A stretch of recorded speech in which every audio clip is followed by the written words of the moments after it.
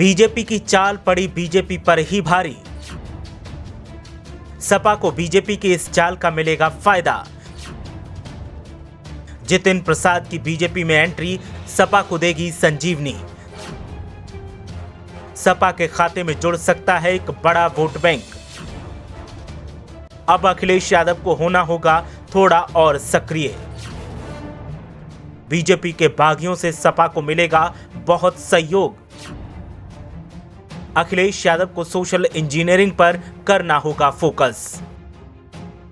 BJP Uttar Pradesh में साम दाम दंड भेद वाली सियासी पॉलिसी अपनाकर 2022 में फिर से सत्ता पर काबिज होने का सपना देख रही है, लेकिन बीजेपी मजबूती हासिल करने के चक्कर में अपना ही नुकसान कर बैठती है। अब बीजेपी ने एक ऐसी गलती कर दी है जिसका फायदा सपा को सीधा सीधा मिलने के संकेत हैं। बस अखिलेश यादव को अपने सोशल इंजीनियरिंग फॉर्मूले को धार देनी होगी और जनसंपर्क के जरिए अपना कद बढ़ाना होगा, भरोसा जगाना होगा। अखिलेश यादव का ऐसा करते ही प्रदेश का एक बड़ा वोट बैंक सपा के खाते में आ जाएगा, लेकिन इसके लिए मेहनत अखिलेश यादव को बहुत करनी होगी। अब आप सोच रहे होंगे कि आखिर बीजेपी ने कौन सी ऐसी गलती कर दी जो सपा के लिए संजीवनी का काम करेगी, तो वो गलती है जितिन प्रसाद को पार्टी में लेने की। दरअसल पूर्व कांग्रेस नेता और मौजूदा वक्त में बीजेपी नेता जितिन प्रसाद की राजनीति को अगर देखा जाए तो वो पूरी की पूरी बीजेपी के विरोध पर टिकी थी। बिकरू कांड के बाद जितिन प्रसाद ने एक संगठन का गठन किया था और उसके सहारे वो बीजेपी के खिलाफ जमकर आग उगल रहे थे और ब्राह्मण वोटर्स को अपने पाले यानी कांग्रेस के पाले में लाने की कोशिश कर रहे थे।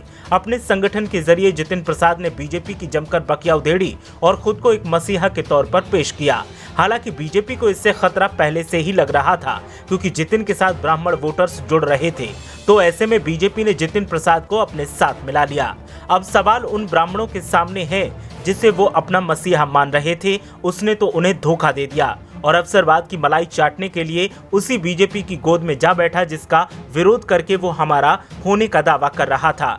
जितिन प्रसाद और बीजेपी ने अपना भला जरूर सोचा, लेकिन दोनों ही इस मामले में गच्चा खा गए। अब जितिन के बीजेपी में जाने से जो ब्राह्मण उन पर भरोसा कर रहे थे वो काफी नाराज हैं। ऐसे में वो किस पार्टी के साथ जाएं इस सोच में डूबे हैं।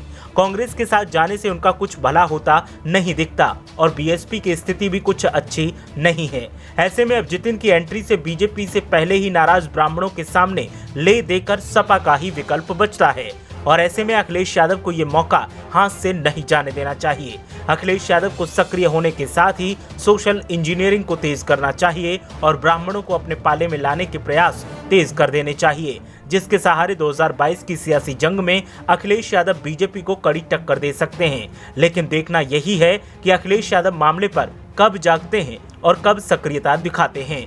ब्यूरो रिपोर्ट, मीडिया हलचल।